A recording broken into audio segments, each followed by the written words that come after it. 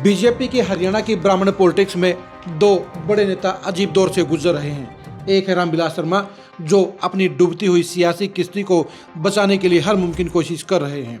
विधानसभा चुनाव में लगातार दूसरी हार के बाद उनका सियासी करियर खात्मे के कगार पर नजर आ रहा है, लेकिन वो किसी संजीवनी की तलाश में घूम रहे हैं और उन्हें वो संजीवनी अपनी ही पार्टी के अंदर मिल गई है।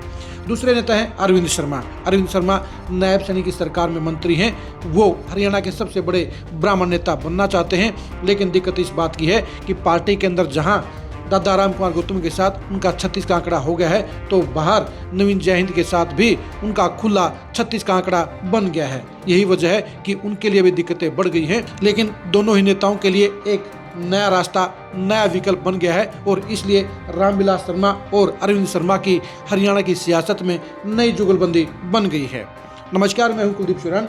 आज हम खरी खरी न्यूज में चर्चा करेंगे अरविंद शर्मा और रामविलास शर्मा की नई जुगलबंदी की और इस जुगलबंदी के पहले बड़े फैसले की।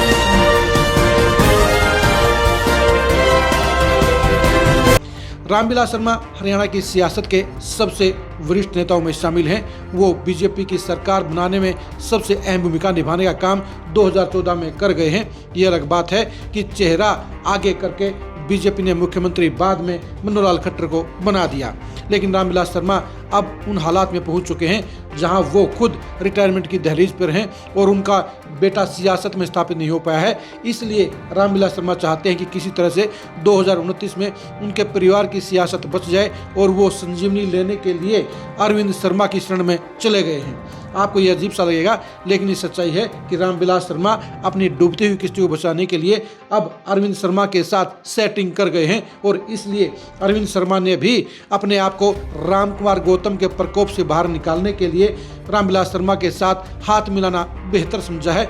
दोनों की अपनी अपनी समस्याएं हैं, दोनों के ऊपर अपनी तकलीफें हैं और दोनों को एक दूसरे में इलाज नजर आ रहा है। यही वजह है कि अरविंद शर्मा ने हरियाणा के इतिहास में पहली बार एक ऐसा फैसला ले लिया है जो अभी तक किसी भी मंत्री ने नहीं लिया है। अब तक हरियाणा के इतिहास में सभी ग्रीवेंस कमेटी की मीटिंग डिस्ट्रिक्ट हेडक्वार्टर पर होती आई है, लेकिन अरविंद शर्मा ने पहली बार एक नया बदलाव कर दिया है और अरविंद शर्मा ने अब महेंद्रगढ़ की ग्रीवेंस की मीटिंग को नारनौल की बजाय महेंद्रगढ़ शहर में शिफ्ट कर दिया है।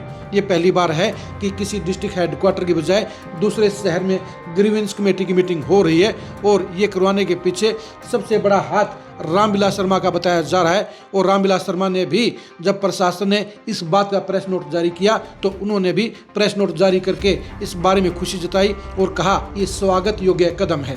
जाहिर सी बात है, रामविलास शर्मा जो संजीवनी चाहते हैं वो जिला मुख्यालय की दौड़ को लेकर फिर से सामने आ सकती है।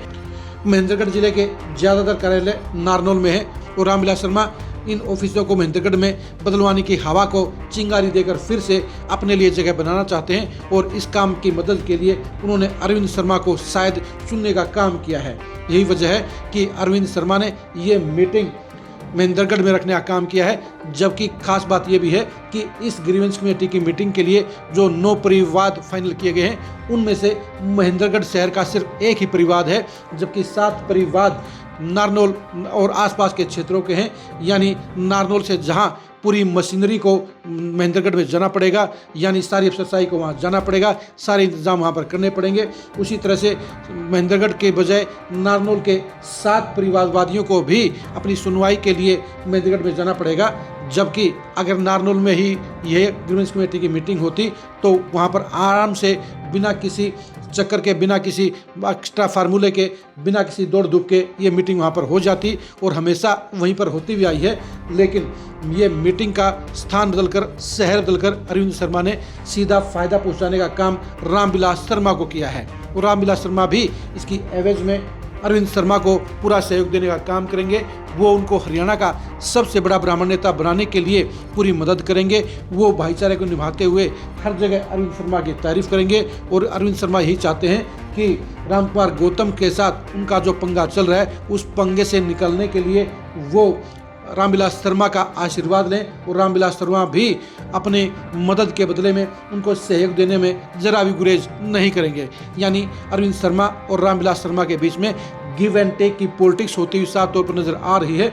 यही वजह है कि अरविंद शर्मा ने ग्रीवेंस कमेटी की मीटिंग की जगह नारनौल से महेंद्रगढ़ में शिफ्ट कर दी है। बिना मंत्री के आदेश के कोई भी डीसी मीटिंग का शहर नहीं बदल सकता है। यानी अगर नारनौल से ग्रीवेंस कमेटी की मीटिंग महेंद्रगढ़ में की गई है तो इसके पीछे साफ तौर पर अरविंद शर्मा का ही आदेश आया होगा। यही वजह है कि शहर बदला गया है।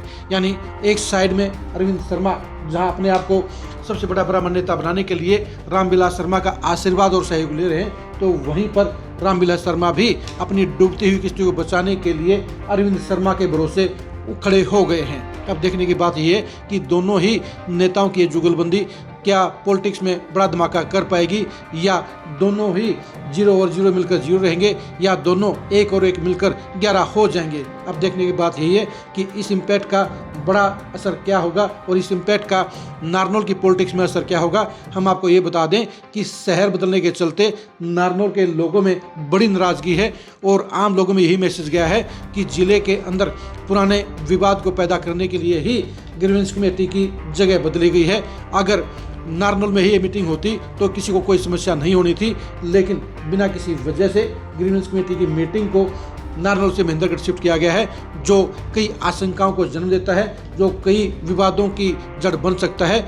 यानी बेशक से दोनों नेताओं ने एक दूसरे को फायदा पहुंचाने के लिए ग्रीवेंस कमेटी की मीटिंग का शहर बदल दिया है, लेकिन साफ तौर पर ये कहा जा सकता है कि ये एक्सरसाइज स्थानीय निवासियों यानी नारनौल के निवासियों को नागवार गुजरी है और इसके प्रति बड़ी नाराजगी दिखाई दे रही है। आप अरविंद शर्मा और रामविलास शर्मा की इस गिव एंड टेक की पॉलिटिक्स के बारे में क्या कहेंगे, कमेंट करके जरूर बताइए। क्या रामविलास शर्मा और अरविंद शर्मा की जुगलबंदी सफल हो पाएगी, इसके बारे में अपनी राय दीजिए। आप हमारे फेसबुक पेज को फॉलो कीजिए, आप हमारे यूट्यूब चैनल को सब्सक्राइब कीजिए। नमस्कार।